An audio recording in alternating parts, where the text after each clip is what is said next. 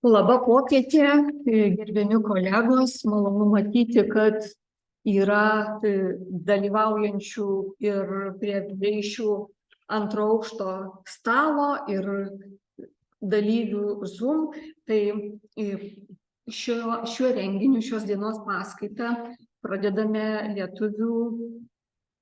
Lietuvos lyginamosios literatūros asociacijos seminarų ciklą rudeninį, į kurį pirmąją pranešėją pakvietėme gerbiamą Vilniaus universiteto profesorę, prancūzų filologijos katedros profesorę, vertėją Genovaitę Dručkutę, kuri papasakos, kaip skelbta anonse, apie Žaną Moklerą.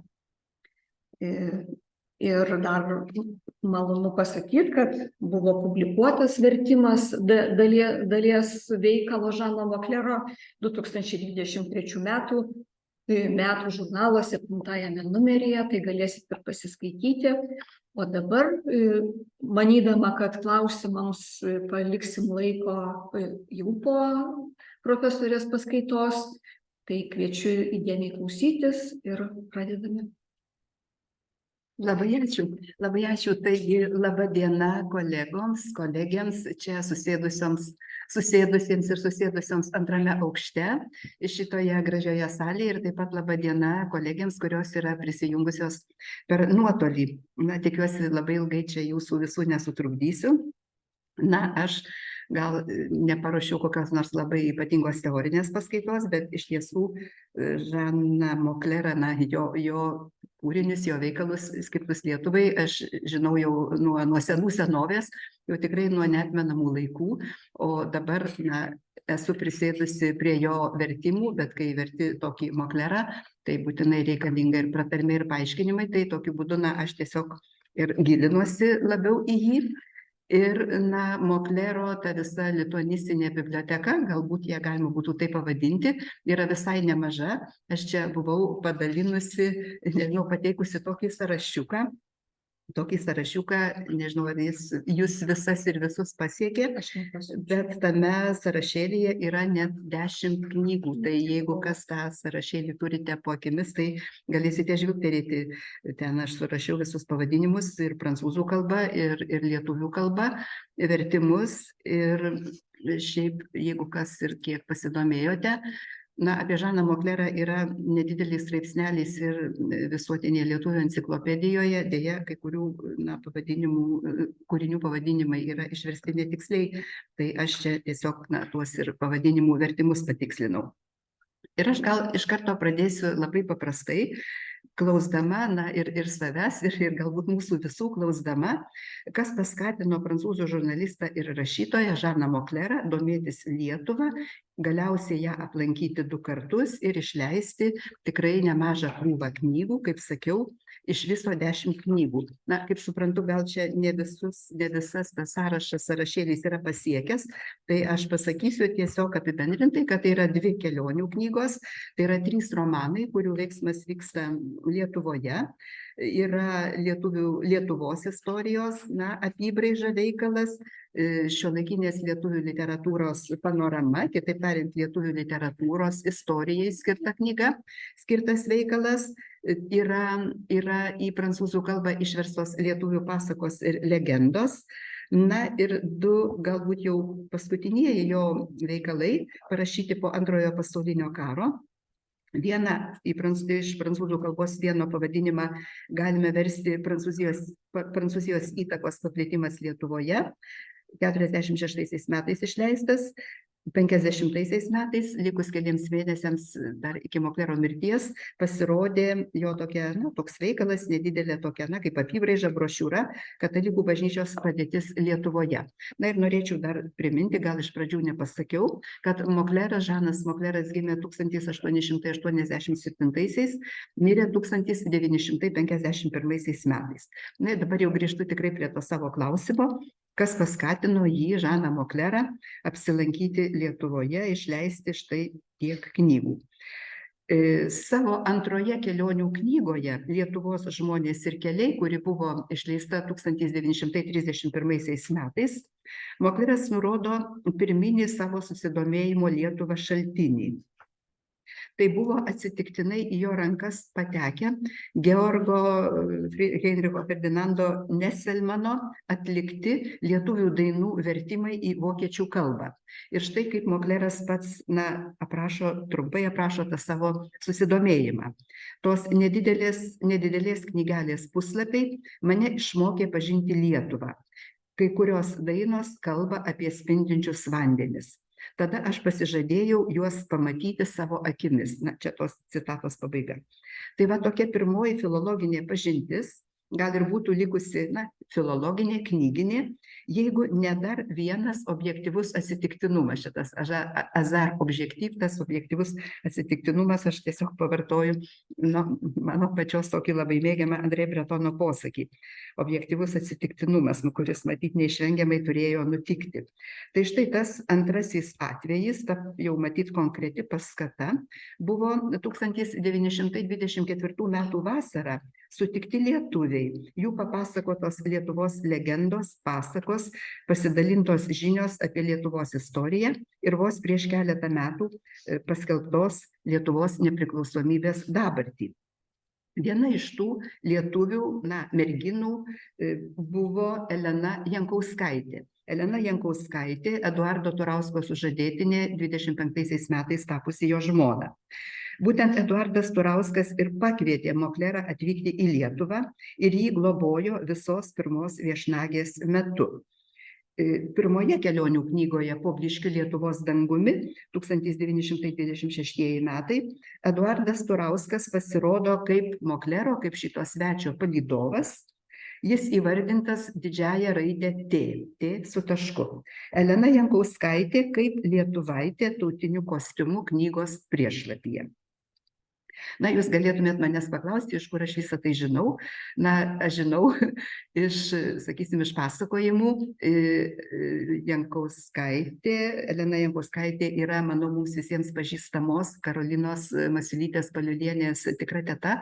Ir man šitą, nutikimą jų šeimos, yra pasakojusi ir pati Karolina, ir ji yra su manimi pasidalinusi jau kitos, tetos laišku, kuriame ta jau kita teta aprašo tą konkretų susitikimą su Mokleru, su jo motina. Ir yra prieš kurį laiką išleista tokia, Eduardo Turausko gyvenimui, jo politiniai veiklai skirta knyga. Tai va toje knygoje ši mano paminėta istorija, tas susitikimas yra dar ir kiek plačiau aprašytas. Tai čia dvi tokios paskatos, bet mes galėtumėm dar ir kitaip paklausti, ar Moklero atveju galėjo būti kokių nors kitų materialiai labiau apčiuopiamų paskatų. Ir čia aš norėčiau paminėti vieną pavardę. Ta pavardė yra Thierry Loranas. Jis yra parašęs studiją apie Moklero gyvenimą ir kūrybą. Tai yra nedidelė studija, bet, iš tiesų, galima sakyti, vienintelė studija, kadangi Mokleras pačioje Prancūzijoje yra visiškai pamirštas. Tai irgi reikia konstatuoti. Jo pavardę galbūt galima aptikti vienoje kitoje enciklopedijoje, sakysime, enciklopedijoje skirtoje tokiai populiariai literatūrai, populiariajam romanui, bet jis iš tiesų nežinomas. Ir Thierry Loranas 2011 metais paskelbė tokią nedidelę studiją, kurios pavadinimas Žanas Mokleras rašymui paskirtas gyvenimas.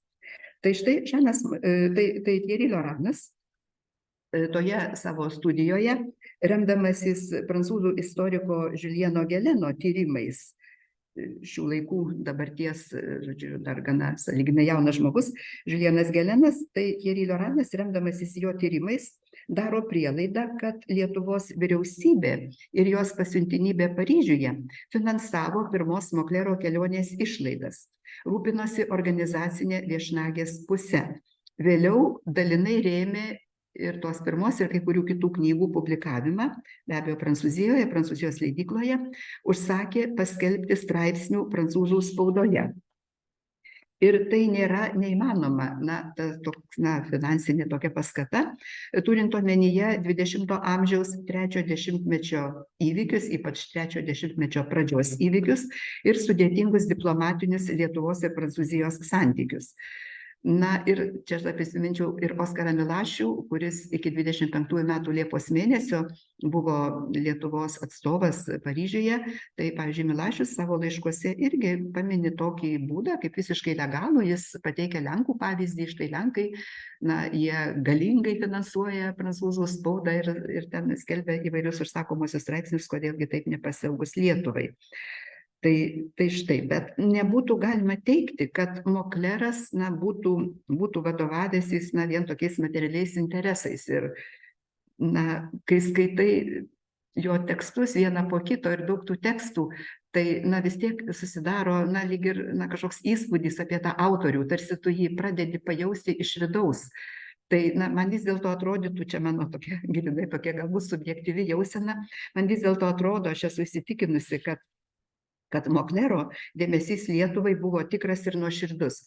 Ir, tarkim, kaip koks įrodymas galėtų būti, kad ir tai, jog po 40-ųjų metų, kai Lietuva jau tapo išbraukta iš Europos žemėlapio, Mokleras prancūzų spaudoje toliau skelbė straipsnius apie sovietų ir apie vokiečių okupacijas. Ir čia mano tie du paminėti jo leidiniai apie katalikų bažnyčios padėtį ir apie tą Prancūzijos įtakos paplitimą Lietuvoje. Tai jau tikrai pokariniai leidiniai. Žiulienas Gelenas, aš jį pažįstu, man yra tikrai tekę su juo bendrauti. Jis yra parašęs disertaciją skirtą Prancūzijos ir, kaip jis pavadina, mažųjų Baltijos šalių prieškario diplomatiniams ryšiams. Tai ta disertacija 2005 metai, jis parašęs, išleidęs 2018 metais Baltijos šalių istoriją, paskelbęs daugybę straipsnių. Jis tikrai įsigilinęs, jis yra minėjęs, kad yra dirbęs čia Vilniuje archyvuose, tuose politiniuose diplomatijos archyvuose ir atrodo, kad tikrai atradęs dokumentų, kurie ir paliudytų, kad štai toks ir atlygis būtas. Ir tuo pačiu Žiulienas Gelenas, kaip tikrai labai įsigilinęs į Lietuvos ir Prancūzijos ryšius, jis nubrėžia tų ryšių tam tikrą dinamiką ir pokyčius. Ir ta dinamika, tie pokyčiai atspindi, sakyčiau, socialinės vaizduotės Lietuvos atžvilgių būklę 20-ojo amžiaus 3 ir 4 dešimtmečių Prancūzijoje. Ir štai, toje dinamikoje, tuose Lietuvos Prancūzijos politiniuose, diplomatiniuose, kultūriniuose santykiuose, Gelenas skiria 3 etapus. Pirmas etapas, anot jo, 918-23 metai, štai tie keleri metai, jie pažymėti negatyvumo ženklų. Politinė prasme Prancūzija demonstruoja Lietuvos nepriklausomybės nesupratimą. Ir tiesiog priminčiau, kad de jure, kitaip tariant, galutinai, Prancūzija Lietuvą pripažino tik 1922 metų gruodžio 7 dieną. Kitaip tariant, bent metais vėliau nei Estija ir Latvija. O Lietuvos ir Lenkijos konflikte Prancūzija aiškiai palaikė pastarosios Lenkijos pusę. Ir aš čia cituoju Geleną, staigų lietuvių nacijos iškilimą traktuoja, čia prancūziškoji pusė, blogiausiu atveju kaip vokiečių machinacija. 23 metai, tų metų pradžia, Klaipėdos įvykiai dar labiau pagilino politinę ir kultūrinę abiejų šalių atskirtį. Ir to paties Geleno manymu, tarp prancūzų vyravo įsivaizdavimas apie, čia kabutėse, azijietiškus Lietuvos papročius, o pati Lietuva prancūzų toje istorinėje, gal sakyčiau, ir geografinėje vaizduotėje esanti anapus Prūsijos ir Karaliaučiaus, kitaip tariant, anapus rytinės Europos sienos. Ir 20 amžiaus pradžios prancūzams tai galėjo ir būti, ta jau galutinė jiems suvokiamos, jų, tarsi patiriamos, pasiekiamos Europos riba. Neigiamo įvaizdžio reikšmės atitinka, čia galėčiau prisiminti mūsų kolegės Nijolės Vaičelėnaitės Kašelionienės knygą, tai sakyčiau, tos neigiamos įvaizdžio reikšmės atitinka nuo viduramžių palaipsniui susiformavusią tokią barbariškos Lietuvos tapatybę. Tai čia pirmas tarpsnis arba etapas, dabar antrasis etapas, kurio pradžią Žiulienas Gelenas jau sieja su 23 metų pabaiga iki maždaug 34 metų. Tai yra lūžio, diplomatinio suartėjimo ir atšilimo, abipusių pastangų, kultūrinių mainų pradžios laikotarpis. Gelenas pažymi, kad Lietuva pamažu nustoja būti neaiškia, neapibrėžta Europos pakraščio valstybė. Ji geografiškai tarsi priartėja prie vakarų Europos šalių ir tos pačios Prancūzijos ir tampa viena iš jų. Gelenas akcentuoja labiau sutelktas abiejų pusių diplomatinės pastangas ir Lietuvos atvirumą ekonominiai ir kultūriniai Prancūzijos įtakai. Spartesnius mainus ir idėjų apykaitą palengvina geresnis Lietuvos pasiekiamumas. Ir čia pacituosiu, Lietuva nebelaikoma varginančios, egzotiškos, net pavojingos kelionės tikslu. Pamažu ji pavirsta tokia, kaip ir kitos centrinės ir rytų Europos šalys. Citatos pabaiga. Į Lietuvą užsukę prancūzai žurnalistai kalba nebe apie kabutėse neišprususi rytietišką ir klerikalinį Lietuvos elitą, bet apie juos palankiai nuteikusi, čia vėl atidarau kabutės, vietų grožį ir malonius gyventojus. Na ir galiausiai tas trečiasis etapas, maždaug nuo 34 metų pabaigos iki pat jau 40-ųjų, iki Lietuvos sovietinės okupacijos, tai yra intensyvaus politinio ir kultūrinio bendradarbiavimo tarpsnis. Ir anot Geleno, socialinėje prancūzų vaizduotėje Lietuvos įvaizdis stabilizuojasi. Tam įtakos turi 35 metais Paryžiuje surengta liaudies meno paroda, sulaukusi didelės sėkmės, kitos parodos, Kaune ir Paryžiuje, pavyzdžiui, Kaune surengta Napoleono asmeniui skirta paroda. Taip pat tolesnė prancūzų kalbos sklaida Lietuvoje ir štai 38 metai, tie metai, nuo kurių prancūzų kalba Lietuvos mokyklose dėstoma kaip ta pirmutinė, užsienio kalba. Na ir 40-mečio, sakysim, ta pati pradžia, Kaune pradeda veikti ir gana aktyviai veikti Lietuvos Prancūzijos draugija, kuriai vadovauja jau čia minėtas Turauskas, Eduardas Turauskas. Ir visą tai pavertė Lietuvą, kaip sako Gelenas, baltiškuoju frankofilijos bastionu. Ir bent dalyje prancūzų visuomenės subrandino mintį, kad, cituoju, Lietuva esanti nedidelė valstietiška ir labai sena tauta, tikra senųjų Europos tradicijų saugykla. Tai va, čia tokie Žiulieno Geleno nubrėžti tos politinės, diplomatinės, kultūrinės raidos etapai. Ir matome, kad abi Moklero kelionės į Lietuvą sutapo būtent su antruoju Geleno apibrėžtu laikotarpiu. Ir prieš pradėdamas pasakoti 1925 metų viešnagės patirtis, jas pasakoti knygoje, Mokleras sako atsiliepęs į nuotykio šauksmą. O kiek vėliau Kaune Prancūzijos reziduojančio konsulo paklaustas apie kelionės tikslą atsako: pirmiausia pakeliauti, tada pasiaiškinti, ar būtų galima užmegzti intelektualinius ir prekybinius ryšius tarp Prancūzijos ir Lietuvos. Čia citatos pabaiga. Aišku, Prancūzijos konsulą stebina, kad Mokleras, nebūdamas joks komersantas, joks ten politikos ar diplomatijos žmogus, o tiesiog laisvai samdomas žurnalistas, aš čia pabrėžiu tą laisvai, nes jis dirbo daugybėje leidinių, nebuvo prisirišęs prie vieno, štai tas žurnalistas, rašytojas sugalvoja atvykti į Lietuvą ir megzti kultūrinius ryšius. Va. Ir iš pradžių, tie kultūriniai ryšiai mezgasi tikrai sunkiai. Mokleras konstatuoja prancūzų literatūros skurdą Kauno knygynuose. Ir beje, Vilniuje jis apsilanko tais pačiais 25 metais per tą būtent savo pirmąją viešnagę. Vilniuje to atžvilgiu padėtis yra daug geresnė. Mokleras konstatuoja tam tikrą lietuvių atsargumą, netvangumą. Ir čia toks, vienas pavyzdys, sakysim, jo susitikimas su Antanu Dambrausku Jakštu, kai Mokleras taip, ir ironiškai, taip, ar pusiau ironiškai rašo, kaip Adomas Dambrauskas Jakštas pademonstruoja tiesiog, rafinuotą mandagumą, nepaprastą aukščiausios klasės pokalbio meną, daug pasako, bet iš tiesų tai yra, toks tuščias pokalbis. Tai ir čia Mokleras ir apie Dambrauską, turėdamas Dambrauską omenyje ir kitus pokalbius su lietuviais, daro tokią išvadą, kad tikrai šioje srityje būtų ką nuveikti, bet pokalbis su lietuviais neperžengia mandagių banalybių ribos, miglotos kalbos, kuriomis negalėtumai pasiremti. Bet po kelerių metų, jau kai antrą kartą atvyksta į Lietuvą, jis mato daug geresnę padėtį, daug gerų pokyčių.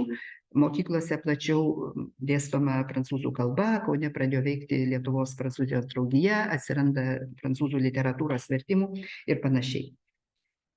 Na, komparatyvistinės imagologijos dėmesys natūraliai krypsta į kelionę, vieną didžiųjų pasaulinės literatūros temų. Ir, na, imagologai, specialistai paprastai akcentuoja keliariopą keliavimo po svetimą šalį būdą ar keliariopus būdus ir dėmesio svetur aptinkamai kitoniškumo įvairoviai. Galima keliauti kaip turistui, kaip folkloro ar egzotikos mėgėjui arba ieškotojui, arba dar kaip nors kitaip. Na ir manyčiau, kad Moklero šitose viešnagėse, akivaizdžiose viešnagėse, o jis ir pirmos ir antros kelionės metu praleidžia Lietuvoje maždaug po 2 mėnesius, na, daugiau kaip po 3 savaitės, ilgiau kaip po 3 savaitės, taigi, na, vis tiek jis, na, taip sudėjus viską į krūvą, tai tikrai susidaro, na, iš tiesų daugiau kaip 3 mėnesiai, beveik ir 4.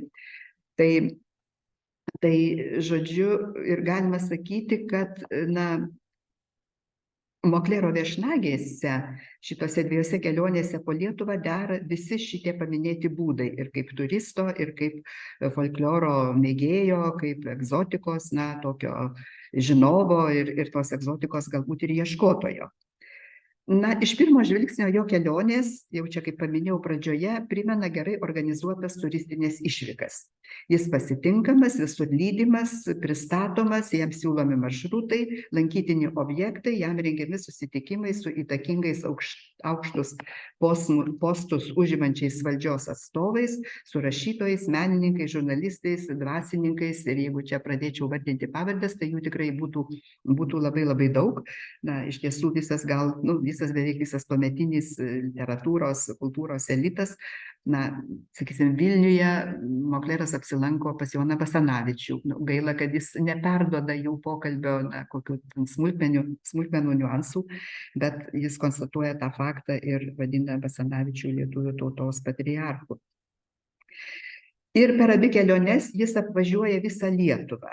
25 metais, kaip sakiau, užsuka ir į Vilnių. Ta kelionė, nepamirškime, buvo sudėtinga, jam pirmiausia reikia važiuoti į Daugpilį, na, tada jau vėl atgal iš Latvijos žodžiu, vėl kirsti Lietuvos sieną ir važiuoti į Vilniaus kraštą. Bet mes klystume pavadinę Moklerą paprastu turistu, trumpam laikui atvykstančiu į naują šalį ir galbūt su keliomis išankstinėmis nuostatomis, su klišiniais įsivaizdavimais. Mokleras atvyksta gerai pasiruošęs, atlikęs namų darbus, jo žvilgsnis į naują tikrovę nepaviršutiniškas. Ir kaip tikras folkloro ir egzotikos mėgėjas ir, sakyčiau, žinovas, jis dėmesingai ir pagarbiai stebi Lietuvoje matomą kitoniškumą ir to kitoniškumo apraiškas stengiasi išsaugoti ir jas tiksliai perteikti, tiksliai aprašyti. Kita vertus, na, bet kokiam atvykėliui turistui matyt būdingas daugiau mažiau sąmoningas poreikis naujoje aplinkoje ieškoti jam įprastos tikrovės, jo paties tapatybės ženklų, leidžiančių jaustis saugiau, betarpiškai patiriamoje toje kitokybėje. Na, kitaip tariant, kito kultūroje ieškoti savos kultūros atspindžių, tarsi tokia įprasta būtų keliautojo strategija. Ir Mokleras iš tiesų tokių atspindžių, prancūziškų arba plačiau žvelgiant vakarų Europos ženklų, įvairių ženklų Lietuvos miestuose, miesteliuose aptinka tikrai nemažai. Na, sakysime, Kauno ir Paryžiaus operos. Na, jis palygina pastatus, žinoma, Kauno operos pastatas nusileidžia Paryžiaus Garnier operai, bet repertuaras yra visiškai panašus. Arba štai miestų architektūra, arba, pavyzdžiui, Napoleonas, Napoleono atmintis, Napoleono žygio palikti ženklai Lietuvos toponimikoje. Arba štai Vilniuje matoma katedra ir Mokleras galvoja, tai kur aš dabar esu, ar Vilniuje, ar Paryžiuje, šalia Šventosios Marijos, Šventosios Magdalietės bažnyčios. Taigi jis randa tų ženklų, juos džiugiai fiksuoja, bet ilgiau ties jais neapsistoja. Jam labiau rūpi Lietuvos savitumas. Dar čia galbūt iš to, tokio bendrumo, kurį atranda Mokleras Lietuvoje, žodžiu, bendrumo su prancūzais, tai aš sakyčiau, ta tokia bendra pirmojo pasaulinio karo patirtis. Ir čia toks ir savotiškas paradoksas, nes Mokleras buvo puikiai išmokęs vokiečių kalbą, jis anglų kalbą puikiai mokėjo. Jis buvo susipažinęs, bent jau kaip galima spręsti iš jo tekstų, tikrai gerai susipažinęs su ta klasikinė vokiečių literatūra ir atrodo ją mėgo. Bet štai tas, pirmojo pasaulinio karo patirtis, nors Prancūzija laimėjo, bet iš tiesų ji labai daug ir neteko per tą karą, žuvo daugybė žmonių. Tai štai, tie karo skauduliai tarsi suartina, tuo tokiu, nežinau, dvasiniu, mentaliniu, žmogiškųjų patirčių lygmeniu, jis suartina Lietuvą ir Prancūziją. Ir štai, žinoma, jį lydintys lietuviai irgi paakina tokią žiūrą, štai, sakysim, kokie nors plynai iškirsta miško aikštelė. Tai kas čia dabar iškirto? Vokiečiai mišką kirto medžius ir gabeno į Vokietiją. Arba lanko kokią nors senovinę pilį ir ten ant tos pilies sienų kabantys šeimos portretai, didikų giminės portretai suvarpyti kulkų. Tai kas tą padarė? Vokiečiai padarė. Ir gal dar net man pačiai, toks, sakysim, visiškai linksmas faktas. Per abi keliones, ir pirmą ir antrą kelionę, Mokleras apsilanko Kuršių nerijoje. Ir, žinot, ta vietovė jį absoliučiai pakeri. Ir, sakysim, dviejų jau tų lietuviškų romanų veiksmas vyksta Kuršių nerijoje. Per tą antrąją kelionę jis ir, žodžiu, ne tik po kopas pavaikšto, bet ir po miestelius pakeliauja. Lietuviai jį nuveža į Nidą. Ir čia lietuviai jam pasako, kad štai Nidoje visai neseniai apsigyveno labai garsus vokiečių rašytojas, jis čia įsigijo savo namelį. Gal jūs, kaip mokantis vokiškai, norėtumėte su tuo labai garsiu rašytoju susipažinti, pabendrauti. Ir Mokleras atsisako.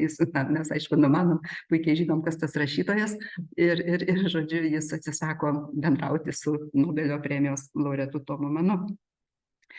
Tai žodžiu, čia, kaip sakiau, ta karo patirtis, kuri, sakytum, labai suvienyje Lietuvą ir Prancūziją, tie visi skauduliai. Bet Moklerui labiau rūpi Lietuvos savitumas.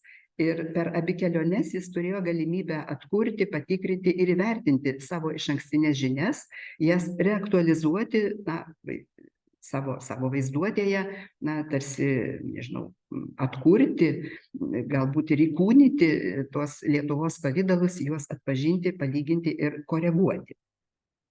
Ir čia aš, aišku, visko tikrai nepaminėsiu, bet sakysime, kas Moklerui pirmiausia krinta į akis, kalbantis, bendraujant, važinėjant po šalį, jam krinta į akis fizinis lietuvio ir lietuvės tipas. Tai šviesiaplaukiai, šviesiaveidžiai, mėlynakiai, moterys mėgsta dėvėti baltas skareles, merginos segi rūtų puokšteles. Ir čia aš irgi pacituosiu.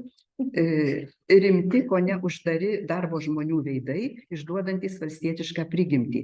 Tikrai ne vokiški, ne kvadratiniai, bet ovalūs veidai. Taip pat ir nepailgi kaip prancūzų, lietuviški veidai. Tos rasės, kuri atkeliavusi iš Indijos, įsikūrė ant Baltijos krantų ir kurią Mišlė pavadino šešėlių dukra. Čia toks, Moklero mąstymas, toks jo įspūdis Kaune, jam su Juozu Eretu dalyvaujant tokiame jaunimo pobūvyje, ten šokiai, vakarėlis, dainos šokiai ir taip toliau. Ir štai daug jaunimo ir jų tokie veidai. Mokleras gėrisi Lietuvos gamta. Ją plačiai aprašo miškus, upes, pajūrį, ypač Kuršių neriją, kuri tikrai jį pakerėjo, jam tai visiškai fantastinis, neįsivaizduojamas, niekada anksčiau nematytas, neregėtas, kaip jisai dar rašo, mėnuliškas, žodžiu, peizažas.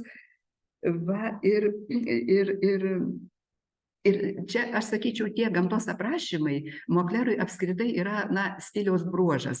Man atrodo, kad jam labai gerai sekasi tą daryti, Lietuvos gamtą, aprašyti taip labai labai tapybiškai, labai vaizdingai, su daug detalių ir kartu tie vaizdai labai panoraminiai. Ir tų gamtos aprašymų gausu ir jo kelionių knygose, ir į prancūzų kalbą išverstose pasakose, ir jo romanuose.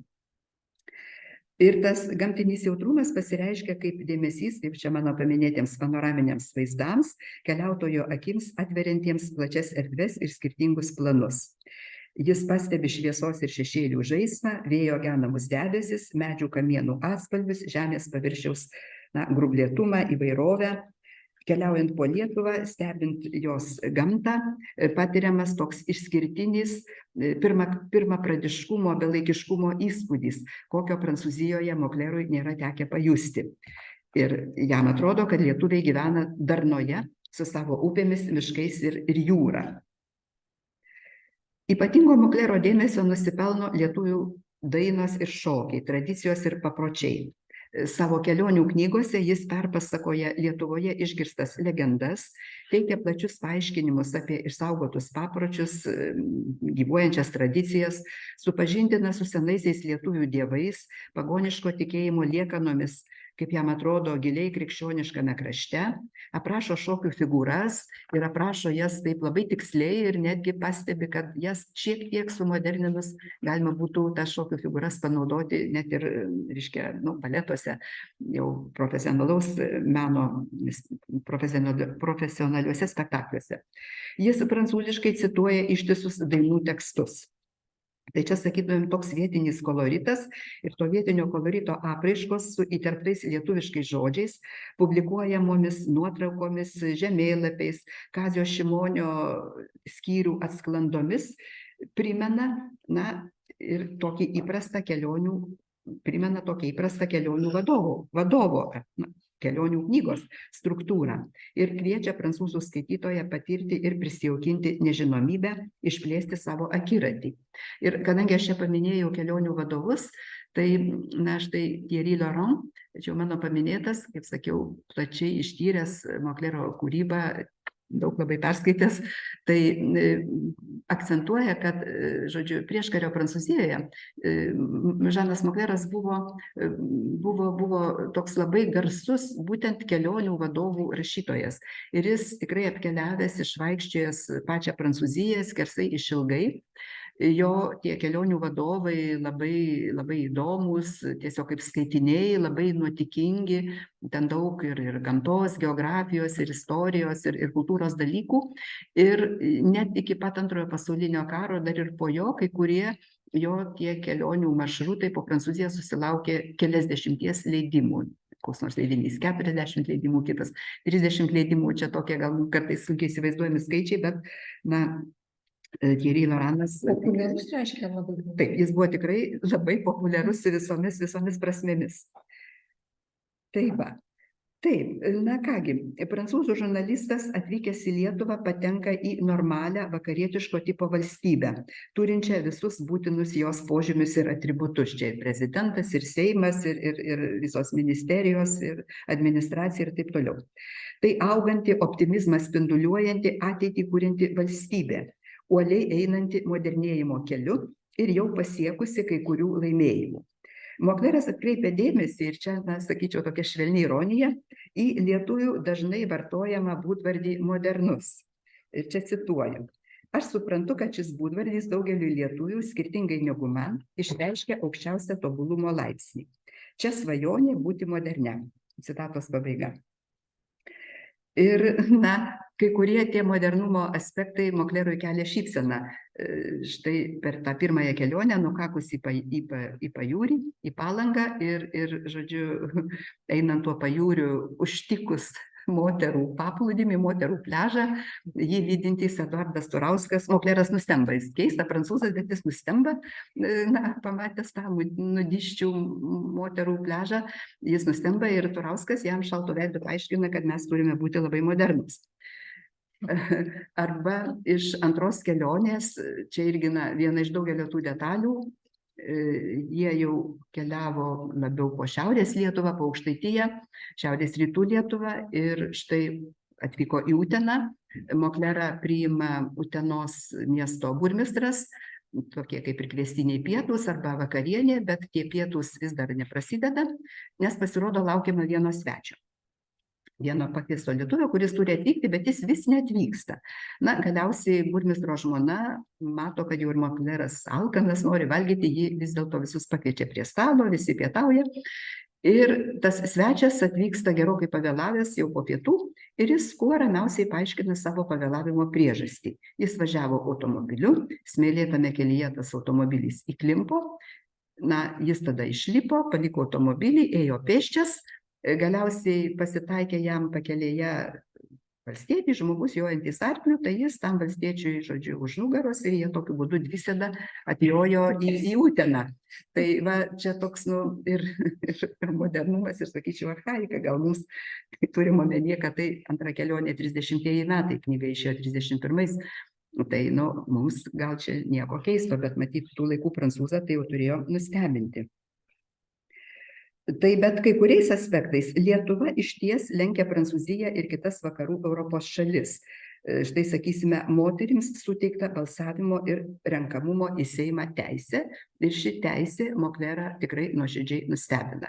Priminsiu, kad Prancūzijoje tokią teisę moterys gavo tik tai po Antrojo pasaulinio karo. Taigi, Moklero atsivežtas Lietuvos įvaizdis pasitvirtino, jo socialinė vaizduotė pasipildė naujais dėmenimis. Reikia manyti, kad ir jo skaitytojų prancūzų taip pat, nes abi knygos sulaukė ne vieno leidimo. Lietuvos išskirtinumas, originalumas, Moklero akimis žvelgiant, tai yra organiška praeities, tradicijų ir papročių jungtis, su tuo jau čia girdėtų modernumu, su naujais civilizaciniais procesais. Ir gal tiek apie tas kelionių knygas ir dabar trumpai pereisiu prie tų jau, kaip aš sakiau, istorinių knygų, Lietuvos istorijai skirto veikalo ir dabartiniai lietuvių literatūros panoramai, lietuvių literatūros istorijai skirto veikalo. Pirmos kelionių knygos pradžioje, ta pirma kelionių knyga Paugniškių Lietuvos dangumi, dar primenu, išleista 26 metais, kelionė vyko 25-aisiais, tai tos knygos pradžioje Mokleras įdeda tokią kontekstinę įžangą, trumpą Lietuvos istorijos apžvalgą ir vėliau tą apžvalgą gerokai praplėtęs išleido atskira knyga 30-aisiais metais. Tos, istorinio to reikalo pavadinimas Baltojo Vyčio šalis lietuvių tautos istorijos apibrėža. Tai bendra Lietuvos istorijos trajektorija būtų tokia. Laisva ir šlovinga tauta nuo neatmenamų laikų iki 1386 metų, kitaip tariant, Jogailos santuokos su Jadvyga. Viena vertus ši santuoka leido sukrikščioninti kraštą ir tai yra gerai, antra vertus atvėrė kelius asmeniniai Lietuvos ir Lenkijos sąjungai, dėl kurios Lietuva patyrė tokių pragaištingų pasekmių ir ilgainiui prarado nepriklausomybę. Toliau vienas po kito sekė abiejų tautų respublikos 3 padalijimai ir žiauri priespauda, kurią Mokleras pavadina Rusijos rimbu. Paskui Pirmasis pasaulinis karas ir paskelbta nepriklausomybė, ją Mokleras įvardyja aprašo skyriuje Atgimusi tėvynė. Ir štai aprašydamas tą paskutinį Lietuvos istorijos tarpsnį, autorius ilgiau sustoja prie tokių karštųjų klausimų. Ir tikrai įdomu, ir skaityti, kaipgi tuos karštuosius klausimus jisai sprendžia. Tie karštieji klausimai tai yra Vilnius ir Klaipėda. Jis pažymi, kad pasitraukus Rusijos armijai, Vilnius ėjo iš rankų į rankas, galiausiai atiteko Lenkijai, bet, čia cituoju, šis rytų Europoje įšaldytas konfliktas tebelieka atviras. Jis toks ir išliks, kol nebus atkurta pažeista tarptautinė teisė. Kad būtų ištaisyta tokia rytų Europoje nerimą kelianti padėtis, būtina atkurti teisingumą lietuvių tautai, sugrąžinant Vilnių, jos senąją sostinę, jos šventovę. Ir tai čia citatos pabaiga. Ir taip pat pažymėčiau, kad per tą pirmąją kelionę po Lietuvą, kai Mokleras atvyksta ir į Vilnių, jis mato Vilnių išskirtinai lietuvišką. kaip nors jis neakcentuoja Lenkų okupacijos. Nors jis ir lankosi Vilniaus universitete, bendrauja su Ruščicu, bendrauja su Vilniaus universiteto profesoriais. Jis aplanko ir bažnyčias, šventovės ir panašiai, bet jis mato Vilnių lietuvišką. Tai tiek. O Klaipėdos kraštas tai be abejo labai jautrus klausimas ir Lietuvai, ir Prancūzijai, kurį Mokleras referuoja trumpai, taip atsargiai apeidamas aštrius kampus ir pažymėdamas, kad 24 metais pasirašyta konvencija nustatė Klaipėdos autonomiją Lietuvos pavaldume. Ir anot jo, svarbiausia tai, kad jauna Lietuvos Respublika atgavo, čia cituoju, atgavo dalį savo teritorijos ir jau turi vartus į jūrą, reikalingus jos ekonominiai plėtrai, pačiai jos egzistencijai. Žodžiu, tie aštrieji kampai, tas vadinamasis Klaipėdos sukilimas ir čia, reiškia, ta prancūzų įgula, santykiai su jie, žodžiu, tie aštrūs kampai yra apeinami. Kitas istorinis veikalas - šiuolaikinės lietuvių literatūros panorama, išleistas 38 metais, kurioje lietuvių literatūra apžvelgiama nuo jos ištakų, kitaip tariant, liaudies kūrybos, iki 20 amžiaus 4 dešimtmečio, bent jau vidurio. 20 amžiaus, ir čia aš gal tokį irgi ekskursą padarysiu, kodėl dabar staiga Moklerui irgi galėjo ateiti į galvą mintis išleisti lietuvių literatūros istoriją, kai ta Lietuva vos tik atsiradusi Europos žemėlapyje ir apie jos literatūrą niekas jokio supratimo neturi ir kasgi moka tą lietuvių kalbą. Tai čia galėjo būti tokios aplinkybės. 20 amžiaus pirmos pusės Prancūzijoje labai paplito prancūzų ir kitų tautų literatūros istorijos leidimai. Tai mokslo populiarinimo veikalai skirti smalsiai ir išsilavinusiai publikai, besidominčiai literatūros ir kultūros naujienomis. Tokiai literatūros istorijų gausai pradžiai davė Gustavas Lensonas ir jo įkurta mokykla bei žurnalo Nouvelle Revue Française redaktorių pastangos. Ir Mokleras sąmoningai taikė į šią bangą ir savo tikslą jis aiškiai įvardijo, aiškiai išsakė pratarmėje, čia cituoju. Kolekcijos šiuolaikinės literatūros panorama sėkmė, apskritai tokia kolekcija gyvavo, tos kolekcijos sėkmė, mus skatina paskleisti lietuvių literatūrą ne tik jos nežinančiai Prancūzijos publikai, bet ir pasaulio intelektualams. Tai daugeliu atžvilgių įdomus sumanymas, kurio neabejotinai buvo verta imtis. Čia citatos pabaiga. Ir Moklero pastangos nebuvo nepastebėtos, tas veikalas gavo garbingą apdovanojimą, Prancūzų akademijos premiją. Nors iš karto irgi reikia pasakyti, kad šioje lietuvių literatūros istorijoje nesilaikoma Lansono suformuluoto griežto metodo, reikalaujančio solidžios bibliografijos ir tokio tekstologo darbo. Šiame veikale nerasime naudotos literatūros sąrašo, tikslių nuorodų, išnašų ir panašiai. Nors cituojama, bet ne taip, kaip mes esame įpratę, kai tiksliai leidykla, puslapis ir taip toliau. Pratarmėje autorius apgailestauja, kad nemoka labai sudėtingos ir turtingos lietuvių kalbos, todėl turės kreiptis pagalbos ir patarimų į lietuvių literatūros žinovus. Toje pačioje pratarmėje jis dėkoja Petrui Klimui, Antanui Vaičiulaičiui, dėkoja Kauno universiteto profesoriui Viktorui Jungferui, Jungfer, taip ta pavardė, parašyta, vertingų žinių galėjo suteikti ir lietuvių rašytojai bei žurnalistai, su kuriais bendrauta Lietuvoje ir Prancūzijoje. O iš skyrių, kuriuose rašoma apie lietuvių kalbą ir tautosaką, apie senąją lietuvių literatūrą, sakysim, kad ir Kristijoną Donelaitį, matyti, kad jis buvo tikrai gerai susipažinęs su vokiečių filologų ir folkloristų sąjūdžiu, su Pilypu Ruigiu, Liudviku Rėza, Herderiu, su jų darbais, jis žinojo apie Giotės žavėjimąsi lietuvių liaudies dainomis ir panašiai. Tos lietuvių literatūros panoramos pradžioje jis pateikia bendrų žinių apie lietuvių kalbą. Toks nedidelis skyrelis ir jame, čia aš apibendrintai, aišku, sakau, jame rašoma, kad lietuvių kalba labai sena, išsaugojusi daugybę archaiškų formų, turinti daugybę priesagų ir deminutyvų, tiesiog jų labai gausu, gramatika yra sudėtinga, o kirčiavimo sistema, ir čia pacituoju tokį gražų palyginimą, ta kirčiavimo sistema primena banguojantį paukščio skrydį. Na va, tai čia pristatoma lietuvių kalba ir toliau kitas skyrelis yra skirtas lietuvių tautosakai, kurią Mokleras laiko integralia lietuvių literatūros dalimi. Čia aš taip matyčiau čia tą aiškę tokią gal vokiečių tų folkloristų, vokiečių romantikų įtaką. Taigi tą lietuvių folklorą, dainas, raudas, kurias jis skiria į atskirą grupę, legendas ir pasakas, kaip jau sakiau, laiko integralia lietuvių literatūros dalimi ir jį stulbina dainų gausybė, pasakų siužetų įvairovė. Na, taip pat akivaizdu, kad vieni siužetai būdingi ir kitoms Europos tautoms, kiti originalūs. Ir skyriaus apie tautosaką pabaigoje, čia irgi mano supratimu labai įdomu, nes atrodo, kad tikrai Mokleras labai jautė pulsą, kas tuo metu vyksta Lietuvoje. Literatūros istorija 38 metai, čia visas ketvirtas dešimtmetis, taip.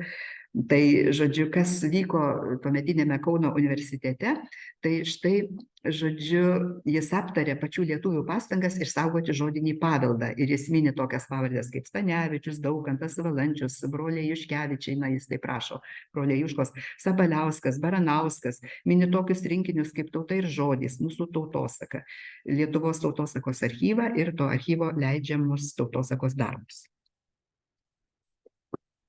Krėvės pastangas taip pat paminė. Rašytinės lietuvių literatūros pradžia siejama jo knygoje, jo istorijoje su Martyno Mažvydo katekizmu, su lotyniškai parašytais tekstais ir vertimais. Sakysim, jis paminė Jono Bretkūno Tiesa nepilną Biblijos vertimą. Toliau eina Donelaitis, XIX amžiaus ir, žinoma, XX amžiaus tų pirmųjų dešimtmečių rašytojai. Tai čia, irgi nesuminėsiu visų pavardžių, nes jų labai daug. Kai kuriems rašytojams yra skirta šiek tiek daugiau vietos po tokį atskirą nedidelį skyrelį, kai kurie paminėti tik tai vienu kitu sakiniu. Bet čia kai kurias pavardės vis dėlto pasakau, kad susidarytumėm vaizdą, tai sakysim, Kudirka, Maironis, Vydūnas, Krėvė Mickevičius, Mykolaitis Putinas. Jis labai įdomu išskiria moterų literatūrą, kaip atskirame skyrelyje, ir moterų literatūra jai atstovauja Žemaitė, Petkevičaitė Bitė, Lazdynų Pelėda, Marija Pečkauskaitė, jis jos nevadina Šatrijos ragana, galbūt nežinojo to slapyvardžio. Tai štai tos 4 moterys atskirame skyrelyje. Taip pat literatūra nelietuvių kalba, Jurgis Baltrušaitis ir Oskaras Milašius. O po nepriklausomybės paskelbimo po 1918 metų, čia irgi daugybė pavardžių, Čiurlionienė, Petras Vaičiūnas, Balys Sruoga, poetai modernistai kaip Kazys Binkis, Faustas Kirša, jaunieji Aistis, Brazdžionis, Nėris, Anglickis, Pilvytis, Simonaitytė, Vaičiulaitis, Cvirka, Petras Zabarskas, Juozas Grušas ir daugybė dar kitų rašytojų.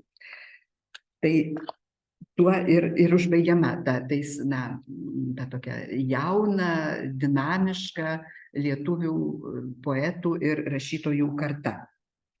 Ir lietuvių pasakos, kurios buvo išleistos 1936 metais, iš viso 21 pasaka ir legenda. Tai yra, žinoma, lietuviams žinomos pasakos, sakysim, apie Saulę ir Mėnulį, ta mitologinė sakmė, ir Kregždutė, ta etiologinė sakmė, ir Baltas vilkas, ir Gegutė, Devyniabrolė, Lino kančia, Laumių dovanos, Sigutė. Tiesa, čia nėra Eglės Žalčių karalienės. Savo, reiškia, lietuvių literatūros panoramoje, toje tautosakinėje įžangoje, jis šitą pasaką išskiria. Ir apie ją plačiau rašo, bet pats jos kažkodėl neišverčia.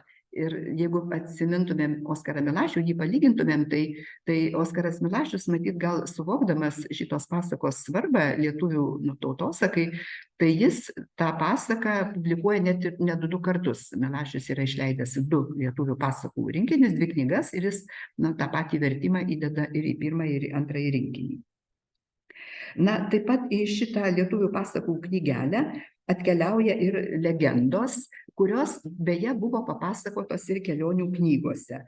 Tai Jūratė ir Kastytis, Vilniaus įkūrimas, Maščio ežeras, Birutė ir Kęstutis, Puntukas, Baronas Čičinskas, ir dar ir kitos tos legendos, kurias skaitytojai galėjo, su jomis galėjo skaitytojai susipažinti jo kelionių knygose, čia jos vėl iš naujo pateikiamos. Šiek tiek pakeistos, sutrumpintos, kai kurios praplėstos, pavyzdžiui, apie Mastį, ežerą Mastį, bet jos čia dar kartą šitoje knygoje atsiranda. Ir tos pasakos parašytos labai gyvai, grakščiai. Ir aš pati nesu, žinoma, folkloro pasakų kokia nors specialistė, bet aš čia paieškojusi suradau tokią Kęstučio Urbos klasifikaciją. Tai pagal ją, mano nuomonė, tos pasakos būtų stilizacija. Tai yra toks santykis su folkloriniu tekstu, kai jis tik vienur kitur pagražinamas, sutvarkomas stilius, sutvarkoma kalba, bet iš esmės nei turinys, nei idėjos nekinta.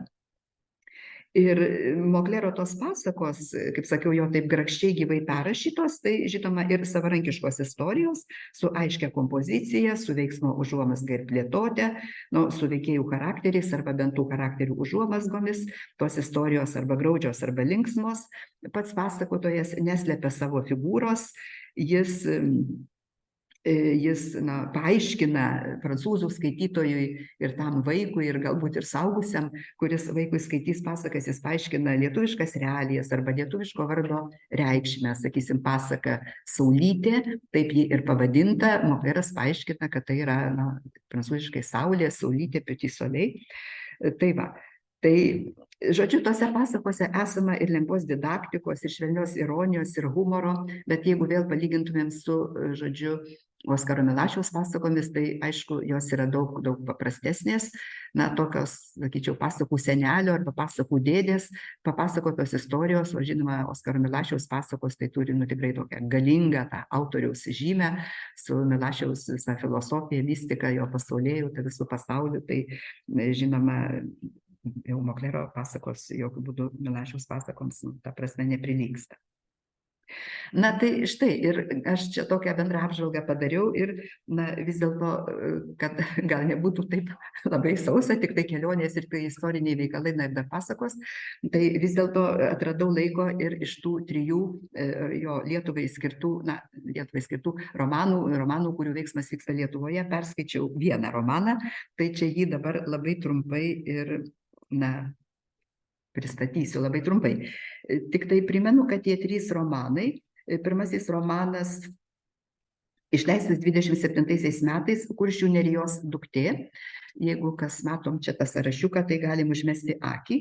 Ir čia irgi tikrai jau noriu atkreipti dėmesį į tą klaidą, kuri palikta visuotinėje lietuvių enciklopedijoje. Prancūziškai tai yra Le fille du Haf. Tai Hafo duktė. Jok čia ne Hafas, čia ir prasmės, ir gramatikos būtų klaida.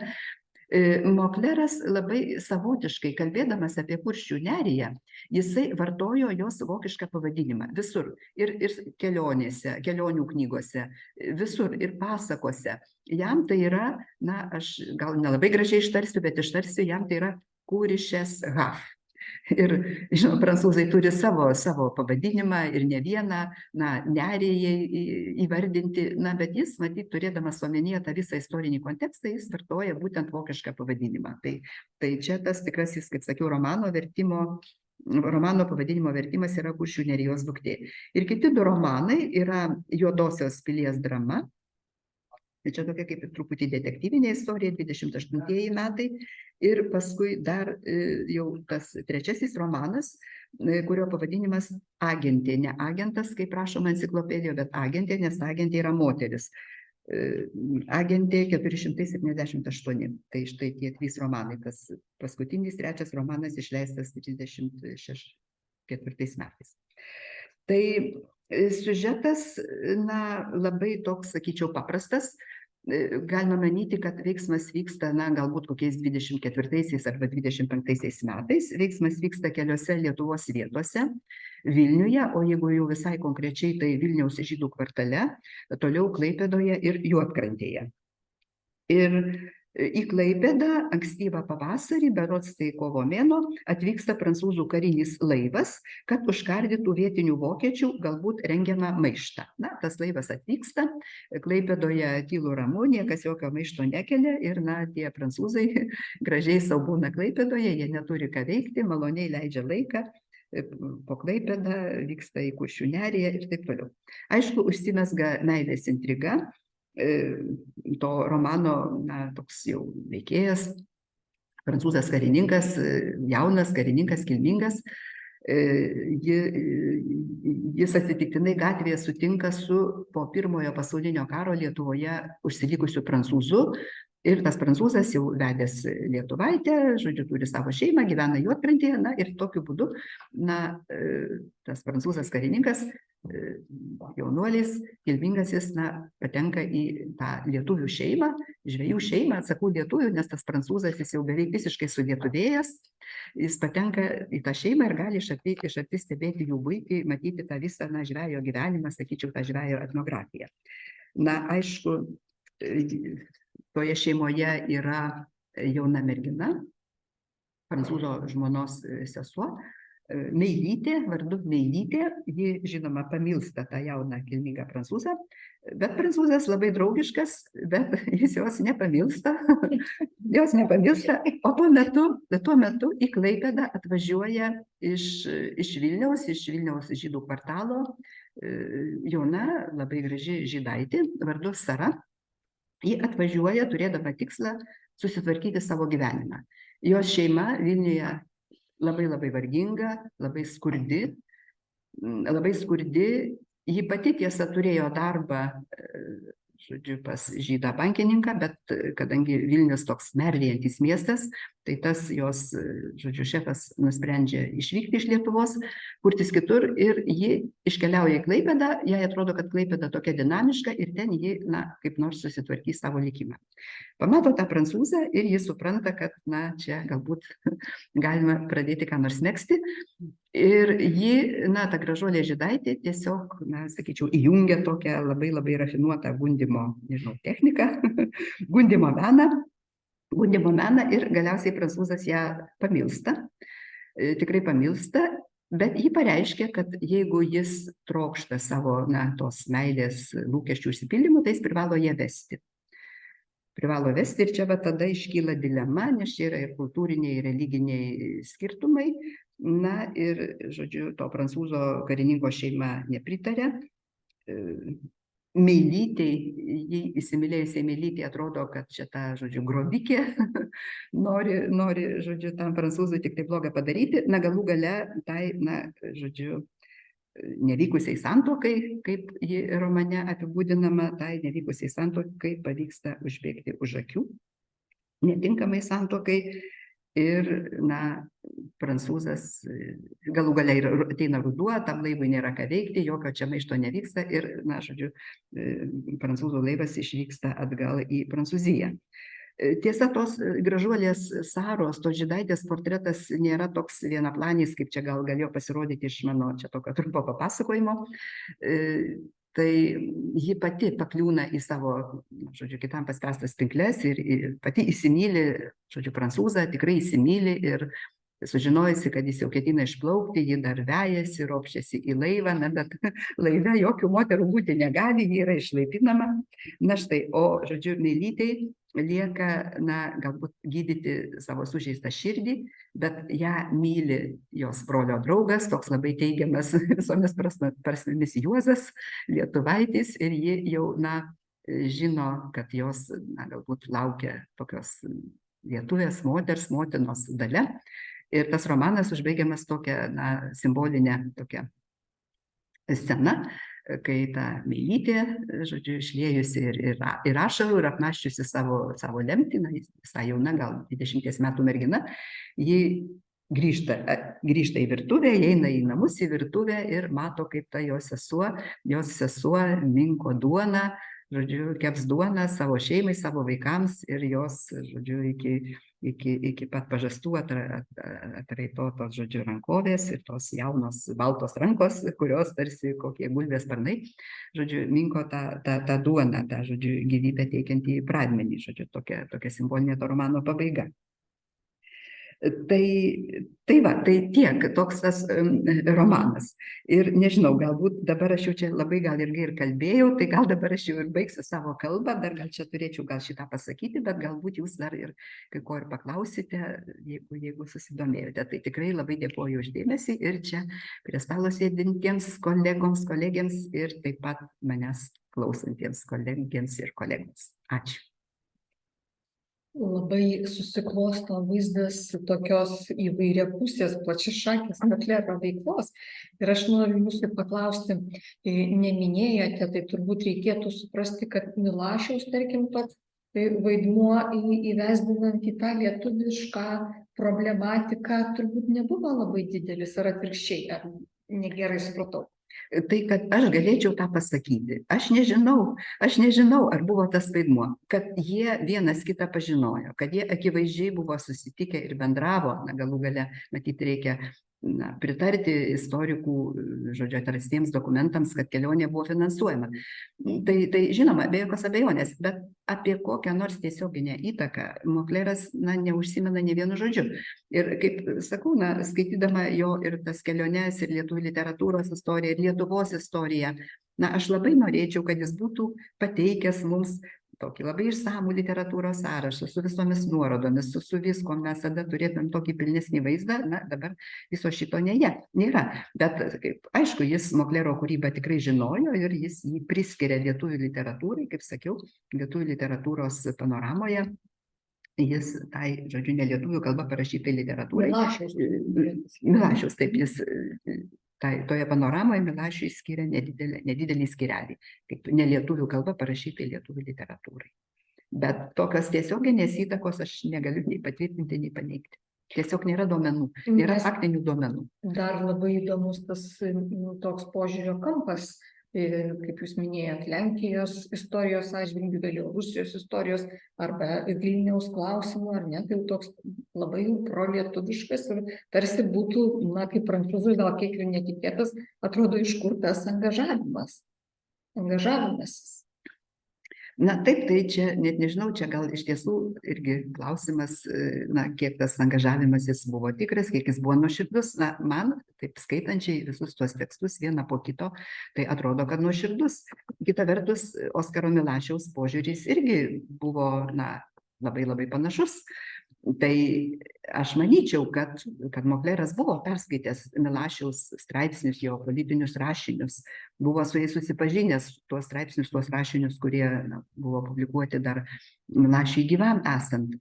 Tai, žodžiu, čia nėra tokio nuomonių skirtumo, jeigu mes taip lygintumėm Moklerą ir Milašių.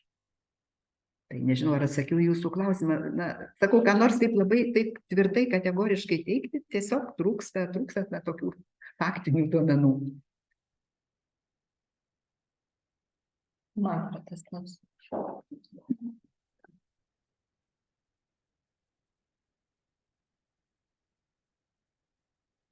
Ačiū už labai įdomų pranešimą ir man padarė įspūdį, kad buvo toks žurnalistas, kuris ne tik kelionių vadovus rašė, ne tik istoriją, ne tik literatūros apžvalgą, bet net ir romanus kūrė. Tai ar buvo visgi kokia nors prancūzų spaudoj, paskui reakcija į tos romanus, kažkokios recenzijos, ar buvo recepcija kažkokia tų romanų, apskritai, kas buvo tų romanų adresatas, ką jie kreipėsi, nes, kaip žinia, Lietuvoje turbūt jie nebuvo žinomi, nebuvo paskelbti. Matyt, kad ne.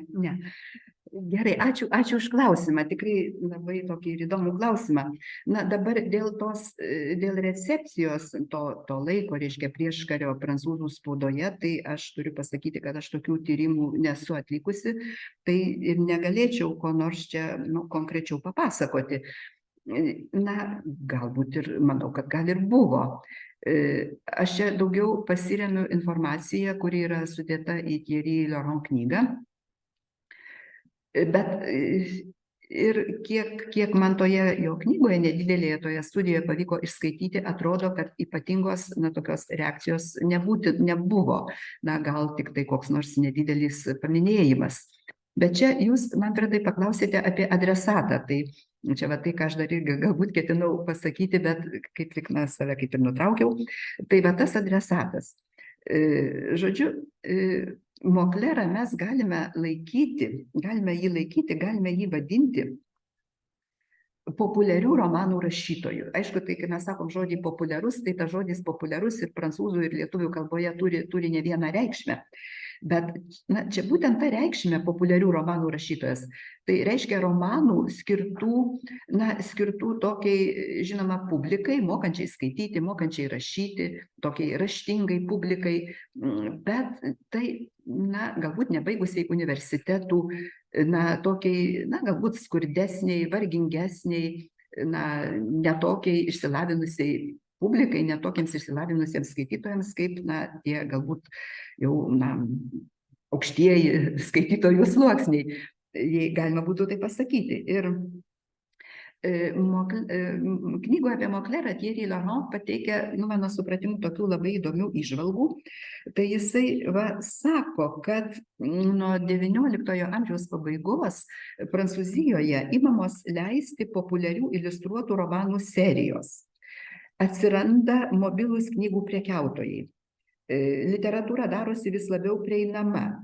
Na, ir knygų skaitymas tampa tokiu lyg ir demokratišku užsiėmimu, žodžiu, visiems prieinamų užsiėmimu. Skaityti knygas gali visi ir tie, sakysim, na, paprasti skaitytojai be kokio nors aukšto išsilavinimo. Anot Thierry Laurent, amžių sandūroje, 19-20 amžių sandūroje, Prancūzijoje pasiekiamas visuotinis raštingumas. Ir matyt, toje amžių sandūroje, čia irgi, kaip sako Laurent, susilygina mokančių skaityti vyrų ir moterų skaičius. Na, o šiaip dar, kaip mes ir žinome, iš pačios tos literatūros ir istorijos ir teorijos, matyt, kad, na, ko gero, romanų skaitytojos yra daugiausia moterys. Ir čia aš irgi pacituosiu Thierry Laurent, jisai sako, kad smarkiai išaugusios skaitytojų masės išgyvena, kaip jisai rašo, skaitymo įkarštį, ten prancūziškai frenezi, tas toks kaip skaitymo įkarštis. Ir tas skaitymo įkarštis yra malšinamas pačiais įvairiausiais tekstais, tarp jų ir romanais. Ir tie romanai, jie yra leidžiami knygomis, romanai spausdinami tęsiniais, prancūziškai tai yra roman feuilleton, jie spausdinami tęsiniais ir laikraščiuose ir žurnaluose. Ir, na, tas skaitymo įkarštis, Thierry Laurent sako, kad čia susikuria tokia savotiška knygos visiems pramonė. O reiškia, na, tą publikos, na, tokį badą, knygų badą užpildantys rašytojai, jam atrodo kaip kokie literatūros darbininkai. Tai taip pat daugėja visai šeimai skirtų kolekcijų, vienas po kito steigiami knygynai, knygų kioskai, daugėja leidyklų, labai dideli periodikos tiražai ir panašiai. Ir štai Mokleras vienas iš tokių rašytojų. Ir šiaip atrodytų, kad, na, jo gyvenimas nebuvo labai ilgas. Taip pat jis nuo vaikystės buvo invalidas. Bene iki kokių 15 metų amžiaus, na, suduotas, gulėjęs lovoje ten dėl kaulų tuberkuliozės ir panašiai, paskui jis jau pakilo ant kojų, bet tokiu būdu jis, na, dėl sveikatos problemų jis pats nebuvo baigęs universiteto, bet buvo, na, tiesiog tikras autodidaktas, kaip sakiau, išmokęs ir užsienio kalbų ir, na, labai daug skaitęs, tikrai tapęs išsilavinusiu žmogumi. Ir jis, jau minėjau pradžioje, buvo laisvas žurnalistas, laisvas rašytojas, jį bet kas galėjo pasamdyti tokį mūsų dienų freelancerį. Ir per tą savo gyvenimą prirašė labai daug. Thierry Mokleras, na, atsiprašau, Thierry Laurentas, painiojusi tos pavardės, dovanokit. Thierry Laurentas sako, kad taip, na, iš įvairių šaltinių galima spręsti, kad spaudoje jo paskelbtų straipsnių skaičius viršė 30 000. Na, atrodo, neįmanomas skaičius. Tarp jų Lietuvai tikrai kelios dešimtys.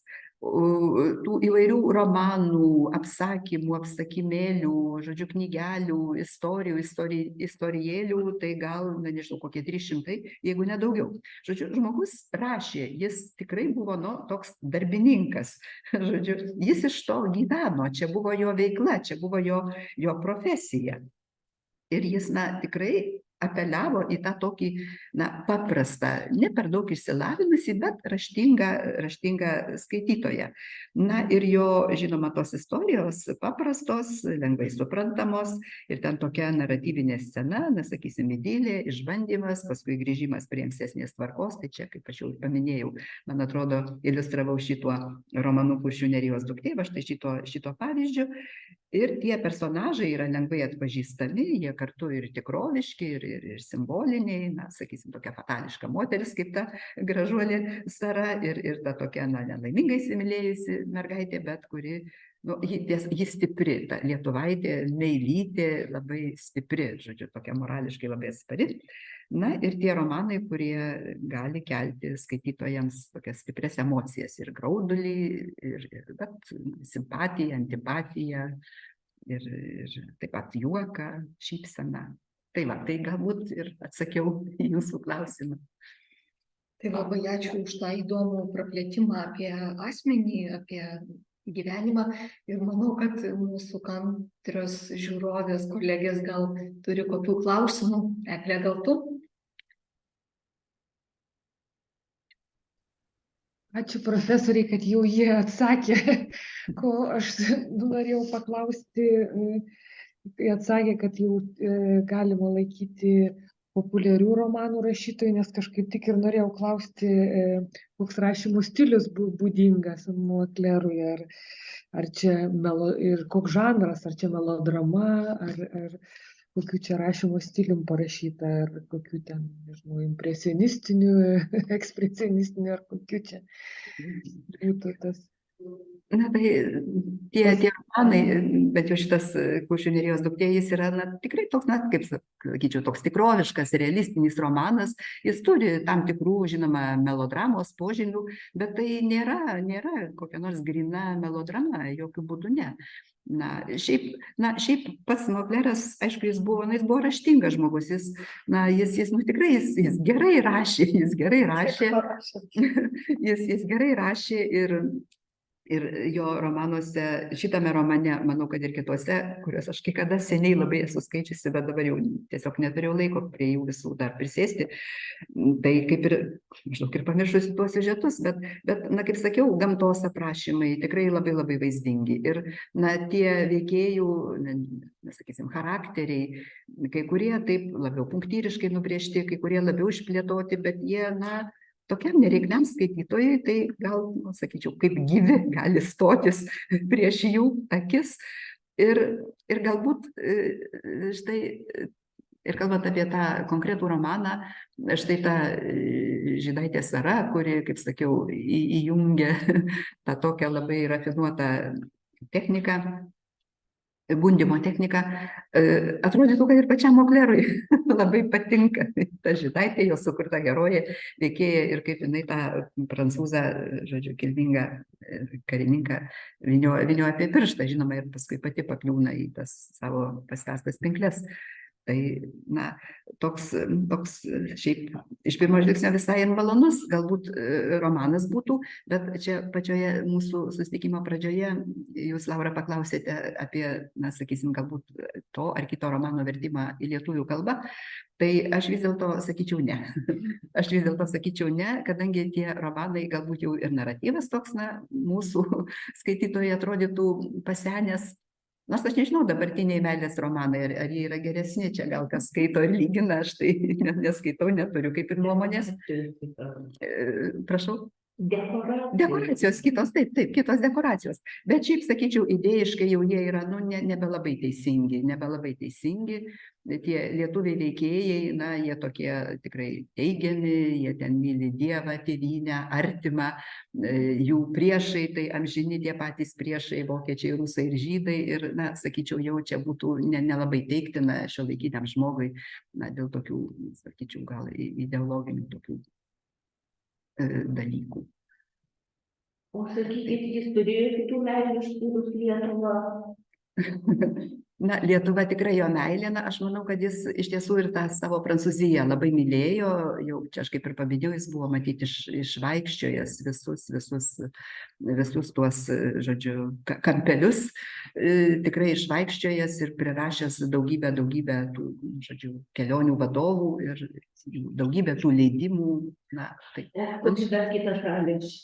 Jis yra važinėjęs šiek tiek ir po kitas šalis, bet jo tie kelionių vadovai tai po Prancūziją. Po Prancūziją, na ir sakyčiau, tos kelionių knygos po Lietuvą. Tai irgi, na, kelionių knygos, jos oficialiai, na, nėra kelionių vadovai, bet irgi galima jas vadinti kelionių vadovais. Kodėlgi ne? Ir dar, beje, atsiprašau, dar štai viena tokia detalė. Atrodo, jis Lietuvoje, na, išbuvo taip, sudėjus viską į krūvą, tai gal šiek tiek daugiau kaip 3 mėnesius, bet kaip jisai spėjo, na, pamatyti, įsidėmėti, aš, na, kai skaičiau tą Kuršių nerijos dukterį, šitą romaną, veiksmas vyksta Juodkrantėje. Na, ir štai, žodžiu, už tos mergaitės, Meilytės namų, jinai gyvena su savo sesers šeima, kalnas, ant kurio jinai mėgsta sėdėti. Ievos kalnas. Prancūziškai, aišku, tas žodis Ievas, prancūziškai Ev. Nu, aš Juodkrantės pažįstu, aš pati Juodkrantės pažįstu tik tai tą pagrindinę gatvę. Na, tai Liudviko Rėzos centras, Raganų kalnas, miniatiūrų muziejus, skulptūros palei Pamarį, palei marias. Ir dabar aš pati galvoju, ar čia iš tiesų išgalvota Moklero, ar ne? Ir paskui tikrai išsiaiškinau, kad yra tas toks Ievos kalnas ir pasirodo yra Ievos gatvė.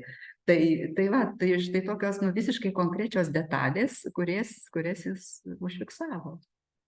Tai dabar matau, kad eina gražios padėkos, parašė Eglė padėką, parašė Karolina, neatsimenu jau, tu sakei, už nuostabią paskaitą, nes Ačiū. dabar dar duotų žodį. Tikrai, tai ką aš tai jūs gal sėskitės? Ne, viską gerai, aš čia pridursiu. Tiesiog, man atrodo, pats Mokleras, kaip toks faktas, labai įdomi asmenybė ir ta jo atida Lietuvai irgi, tikrai beprecedentė.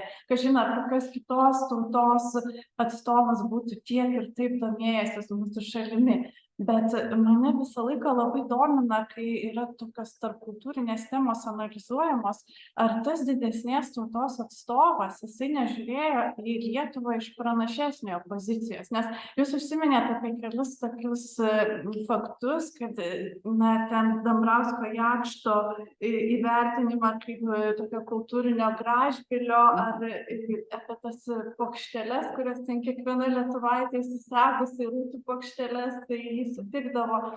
Tai čia nėra tos egzotizavimo tendencijos, na, tokiuose pavyzdžiuose. Ir man įdomu būtų, kiek jisai formavo Lietuvos įvaizdį, kiek prisidėjo prie to įvaizdžio kūrimo ir kiek koregavo kažkokį jau esamą požiūrį apie Lietuvą Prancūzijoje tuo metu, jeigu jisai toks buvo. Na, koks jūsų komentaras būtų apie tai? Tai ačiū. Ačiū, labai ačiū už klausimus. Tai, mano supratimu, tai jis tikrai tą Lietuvos įvaizdį, kaip čia pasakyti, jį pildė, jį tiesiog ir kūrė ir jį galbūt ir koregavo. Ir aš gal dar čia brėžčiau tokį skirtumą lyginant su Oskaru Milašiumi. Tai Oskaras Milašius, jis taip pat kūrė Lietuvos įvaizdį, bet Milašiaus publika tokia labai, sakyčiau, siaura publika, tie diplomatiniai sluoksniai, kokie nors politikai, jo draugai, tas jo pažįstamų ratas. Taip jisai spausdino savo tuos politinius rašinius, pradedant 17 metų pabaigą. Bet tie, žodžiu, dauguma tų žurnalų, tų leidinių nebuvo labai, nebuvo žinomi taip plačiau. Arba, sakysim, koks nors žurnalas, vienas kitas žurnalas, kurį Milašius su kokiais bendražygiais latviais įsteigia tam, kad publikuotų savo straipsnius, tas žurnalas, tas leidinys eina vienus kitus metus, paskui nustoja eiti. O žodžiu, Moklero, tai yra tikrai tai plačiai publikai, tam tokiam tikrai visai paprastam skaitytojui skirtos knygos. Ir šiaip ta jo pirmoji kelionių knyga, Pauniškių Lietuvos dangumi, ji yra išleista lietuvių kalba, ji išversta į lietuvių kalbą, na, aš pati ją ir išverčiau tą knygą. Beje, pavadinimas, tai čia yra Oskaro Milašiaus parafrazė iš Oskaro Milašiaus, nu, galva ir tiesioginė įtaka. Apie čia tas, žodžiu, atsakymas į tą klausimą, tiesioginė įtaka. Šita frazė yra iš Oskaro Milašiaus 919 metais prancūzų geografijos draugijos salėje perskaitytos paskaitos, žodžiu. Iš tos paskaitos jau pabaigoje, nu, žodžiu, toks, kaip čia pasakyti, toks poetiškas labai Lietuvos, nu, pavaizdavimas. Tai va, tai, žodžiu, ką aš čia dabar pamečiau mintį, žodžiu, tas, reiškia, ta knyga, kurią išverčiau į lietuvių kalbą, išleido Žaros leidykla ir, žodžiu, leidyklos mintis buvo, žodžiu, į tą lietuviško leidimo viršelį įkomponuoti prancūziško leidimo viršelį. Ir tas buvo padaryta, nu, mano supratimu, tas viršelis, galutinis rezultatas gal toks visiškai ir vykęs. Bet tik tai paskui, kai jau tas ir viršelis buvo padarytas, atidžiai pažiūrėjus į tą prancūzišką viršelį, nu, tai akivaizdžiai parašyta, aišku, bet kiekvieną kartą ir pamatai, parašyta, kad tai yra 6. leidimas. Tai va, tai žodžiu, tos knygos, jos tikrai buvo leidžiamos, tie leidimai buvo kartojami ir ta žinia apie Lietuvą plito, apie Lietuvą sklido. Nu, bet paskui, žinoma, nu ką, karas, okupacija ir viską nutraukė. Bet Thierry Laurent savo toje studijoje jis rašo, kad jis yra pasikalbėjęs, pavyzdžiui, su Ričardu Bačkiu, dar buvo gyvas 2011 metais, su kitais Paryžiaus lietuviais, tokiais jau pagyvenusiais vyresnio amžiaus, tai jie sako, nu, žodžiu, kad jie ir patys, žodžiu, apie Lietuvą skaitė ir tą Lietuvą pažino iš Moklero knygų, iš jo pasakų, žodžiu, iš tų kelionių knygų. Tai, na, aš manau, kad turėjo tos knygos atgarsį. Anų laikų grafomanas.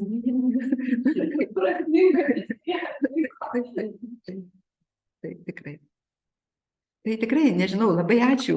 Tikiuosi, nenuvarginau per daug savo čia ilgą kalbą. Labai įdomu ir netikėtas tas klausimas. Ačiū. Ačiū Jums, profesorė. Ačiū, labai ačiū, tikrai ačiū. Ačiū visoms, kurias matau, ir Eglei, Neringai, Redai, Aušrai, Daliai, ir kurie čia atsijungė, ir kolegoms čia esantiems prie stalo. Labai ačiū. Aš tada sustabdau. Dėkoju. Transliaciją. Na tai ką, aš nežinau, kodėl kavos.